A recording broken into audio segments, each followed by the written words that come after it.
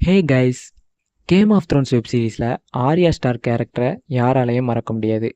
அந்த சின்ன வயசில் அவ்வளோ சூப்பராக நடித்து மொத்த உலகத்தையும் மிரள வச்சுருப்பாங்க மேசி வில்லியம்ஸ். ஆனால் மேசி வில்லியம்ஸ் முறையாக கேம் ஆஃப் த்ரோன்ஸ் ஆடிஷனில் கலந்துக்கிட்டப்போ வெறும் நடிக்கணும்னு வந்து கலந்துக்கிடலை. சாதாரண லேப்டாப் வாங்குறதுக்காக அந்த ஆடிஷனில் கலந்துக்கிட்டாங்க. அதுதான் உண்மை. அவங்களே ஒரு இன்டர்வியூவில் சொல்லியிருக்காங்க. என்ன சொல்லியிருக்காங்கன்னு இந்த வீடியோவில் பார்க்கலாம். மேசி வில்லியம்ஸ் இதை ஒரு இன்டர்வியூவில் ஓப்பனாக சொல்லியிருக்காங்க.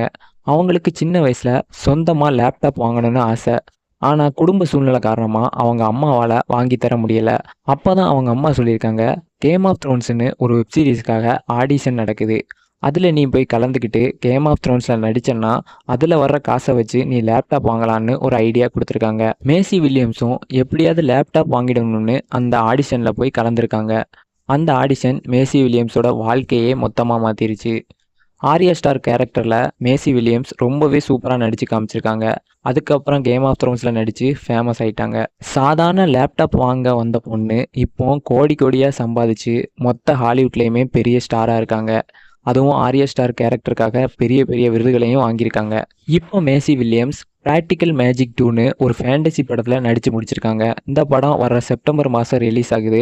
ஆர்யா ஸ்டார் ஃபேன்ஸுக்கு இந்த படம் ரொம்ப பிடிக்கும்னு நினைக்கிறேன். ஓகே கைஸ், சாதாரண லேப்டாப்காக ஆடிஷனில் கலந்துக்கிட்டு கேம் ஆஃப் த்ரோன்ஸில் நடித்து இப்போ மொத்த ஹாலிவுட்லேயும் பெரிய ஸ்டாராக இருக்கிற ஆர்யா ஸ்டார் பற்றி நீங்கள் என்ன நினைக்கிறீங்க? உங்கள் எத்தனை பேருக்கு ஆர்யா ஸ்டார் பிடிக்குன்னு கமெண்டில் சொல்லுங்கள். அதாவது மேசி வில்லியம்ஸ் பிடிக்கும்னு கமெண்டில் சொல்லுங்கள். இதே மாதிரி நிறைய வீடியோக்களை பார்க்கலாம். Bye guys.